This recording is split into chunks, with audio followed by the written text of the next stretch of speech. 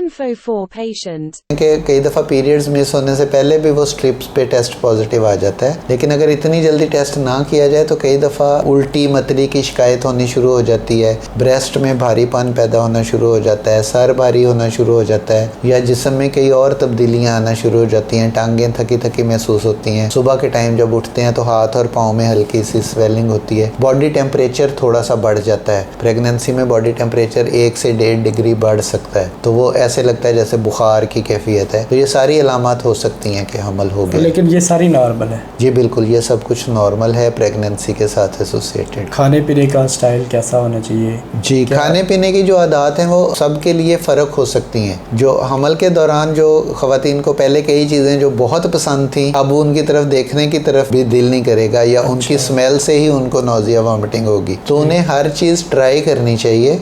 जो चीज़ उन्हें अच्छी लगे और अच्छी हज़म हो वो खाएं, जो अच्छी ना लगे और अच्छी हज़म ना हो वो ना। आमतौर पे हमारे यहाँ पर इस बारे में भी एक मिथ है कि गर्म चीज़ें नहीं खानी, और गर्म चीज़ें आमतौर पे उन्हीं को कहते हैं जो कि अच्छी प्रोटीन प्रोवाइड करती हैं हमें, जैसे अंडा है, फ़िश है, या गोश्त है, चिकन मटन है और दूध है। तो ये वो चीज़ें हैं जो कि बहुत ज़रूरी हैं इब्तदाई हमल में भी और थ्रू आउट हमल में, लेकिन इन्हीं को इल्ज़ाम लगा के कि ये गर्म है इनको बंद कर दिया जाता है। हालांकि इनको लेना चाहिए हमल में, और इनको लेने से हमल ज़ाया नहीं होता। जो हमल ज़ाया होना होता है वो आप चाहे कुछ खाएं या कुछ ना खाएं, वो ज़ाया होना होता है। वो एक कुदरती अमल है जिसमें बहुत से बच्चे जो हैं वो क्रोमोसोमल एबनॉर्मेलिटीज़ की वजह से, बच्चा बनने का अमल सही नहीं होता, उस वजह से ज़ाया हो जाते हैं। खाने पीने की चीज़ों का उससे ताल्लुक़ नहीं है। तो आप सारा कुछ खा सकते हैं, अंडा भी खा सकते हैं, फ़िश भी खा सकते हैं, ड्राई फ्रूट भी खा सकते हैं, दूध भी पी सकते हैं, सारे फ्रूट्स भी खा सकते हैं, सारी सब्जियां भी खा सकती हैं। बस एहतियात ये है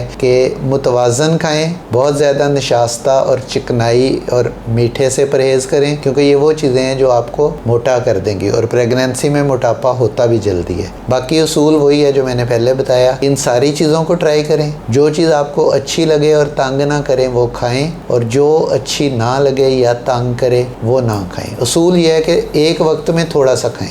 प्रेगनेंसी में जब भी आप पेट भर के खाने की कोशिश करेंगे आपकी तबीयत ख़राब हो जाएगी, आपको उल्टी आ सकती। तो आप दिन में कई दफ़ा 5 या 6 या 7 दफ़ा थोड़ा थोड़ा खाएं। उससे ये है कि आपका मैदा सही रहेगा, ग़िज़ाई ज़रूरतें वो भी पूरी होती रहें। तो सर प्रेगनेंसी में ब्लड प्रेशर या शुगर क्यों हो जाता है? जिन पेशेंट्स में ब्लड प्रेशर या शुगर होने की पहले से टेंडेंसी मौजूद होती है या ख़तरा मौजूद होता है, जब उनको प्रेगनेंसी होती है तो प्रेगनेंसी एक तरह का जिस्म पे स्ट्रेस है। तो जब वो जिस्म पे स्ट्रेस पड़ता है तो वो जो शुगर या ब्लड प्रेशर है वो